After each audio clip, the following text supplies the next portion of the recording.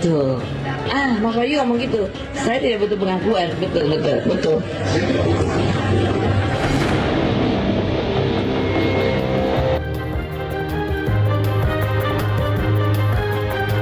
Bang Miko, kembali ke Anda. Di tengah menghangatnya persidangan menuju vonis, muncul video Hakim Wahyu yang diduga Hakim Wahyu.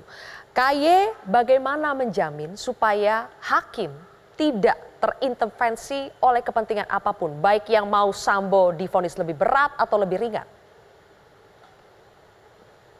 Bang Miko, silakan. Pertama kalau soal video ya, yang viral di platform TikTok itu, kita sudah melakukan pemeriksaan untuk mengecek keutuhan dari video itu, karena video itu kan sebenarnya cuplikan. Cuplikan itu adalah yang mungkin diambil dicomot di sana sini begitu ya. Nah, kita ingin melihat konteks yang lebih utuh terkait dengan video tersebut. Untuk itulah kita kemudian mengujinya kepada pakar yang kredibel ya dalam bidang forensik digital gitu. Itu yang pertama. Yang kedua, dia tidak bisa melakukan pemeriksaan terhadap hakim yang sedang memimpin persidangan karena memang ada ketentuan dalam Undang-Undang Kekuasaan Kehakiman yang menyatakan bahwa pemeriksaan terhadap hakim sebisa mungkin tidak mengurangi kemandirian hakim tersebut dalam memimpin persidangan begitu ya. Jadi kita akan menunggu terlebih dahulu persidangan ini selesai, baru kemudian nanti akan melakukan pemeriksaan dalam kerangka pengawasan ya atau penelusuran dugaan pelanggaran kode etik. Itu yang kedua. Yang ketiga, saya kira kita juga perlu melihat ya beberapa studi kasus ya terhadap misalnya serangan-serangan terhadap pembela HAM gitu ya atau human rights defender misalnya gitu di beberapa negara. Nah, tren yang terjadi adalah sebenarnya serangan-serangan itu, saya tidak mengatakan terhadap gerilya bawah tanah, tapi ini perlu dipelajari lebih lanjut ya.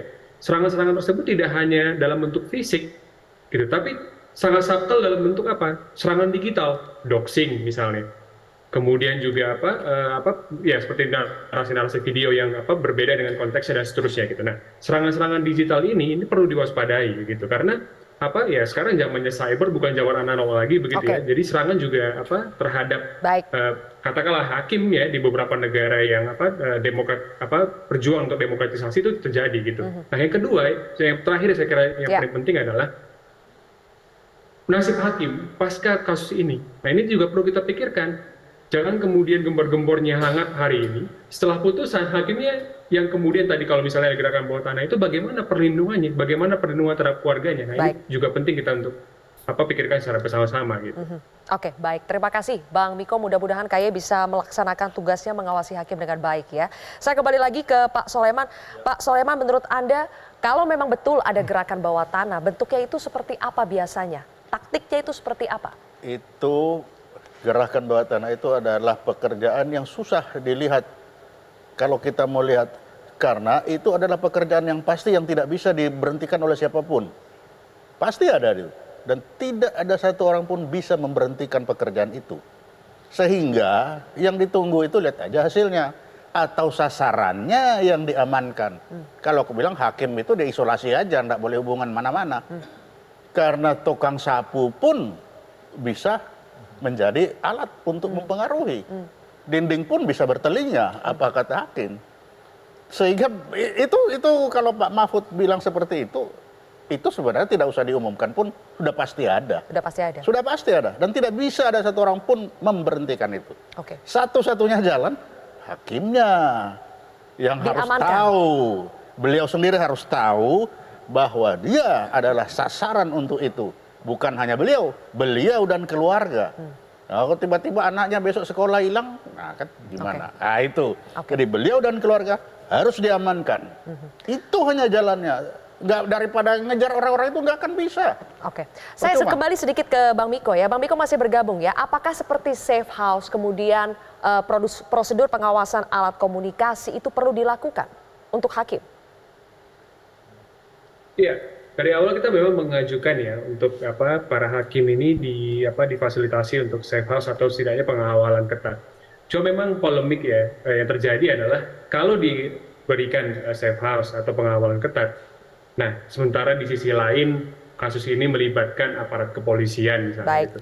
Nah ini kan jangan-jangan bukan justru memberikan nyaman pada hakim kan, tapi juga memberikan ketidaknyamanan tadi karena ada ketidakpercayaan kan, apakah ini orangnya siapa dan sebagainya. Nah, ini juga menjadi perenungan juga bagaimana sebenarnya proteksi negara ketika terhadap hakim, ketika misalnya perkara-perkara tersebut melibatkan aparatur penegak hukum, proteksi seperti apa yang harus diberikan dan oleh siapa. Nah, itu menjadi topik perbincangan berikutnya saya kira ya. Pak Beni, siapa sih pihak yang paling berkepentingan mempengaruhi keputusan hakim? Dua-duanya.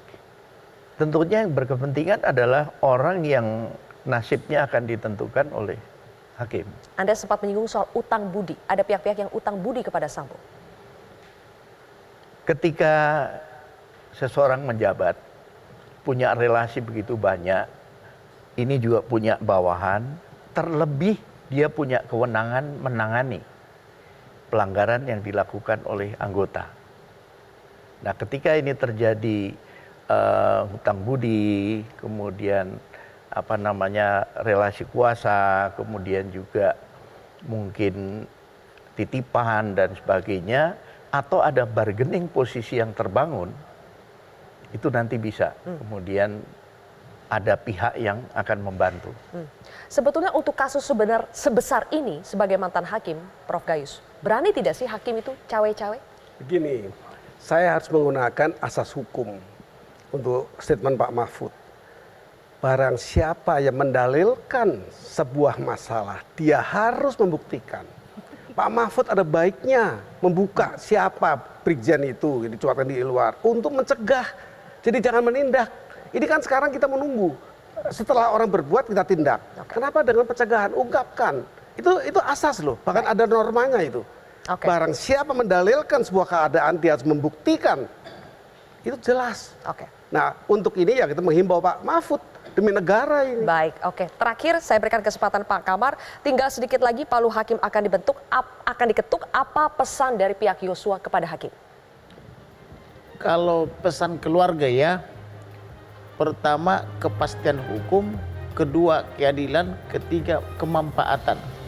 Artinya mereka telah kehilangan anak, dalam hal ini Joshua. Maka mereka berharap kepada hakim, berikanlah yang setimpal hukumannya dengan itu. Tapi kalau saya berbeda, karena saya selalu bersifat religius. Saya lebih senang orang kembali dari jalan yang jahat kepada jalan yang baik dan benar, supaya ada pengampunan. Karena saya tidak suka orang masuk neraka, tapi saya senang setiap orang masuk surga. Begitu. Baik, kita akan lihat seperti apa nanti keputusannya. Terima kasih Bapak-bapak telah hadir bersama kami di Kontroversi pada malam hari ini. Pemirsa, palu hakim akan menentukan segalanya. Ratusan juta pasang mata menantikan bagaimana hakim akan menegakkan keadilan. Semoga vonis dilandasi fakta dan hati nurani, bukan paksaan atau intervensi. Saya Zilvia Iskandar pamit undur diri. Terima kasih telah menyaksikan Kontroversi. Sampai jumpa. Bapak Beni.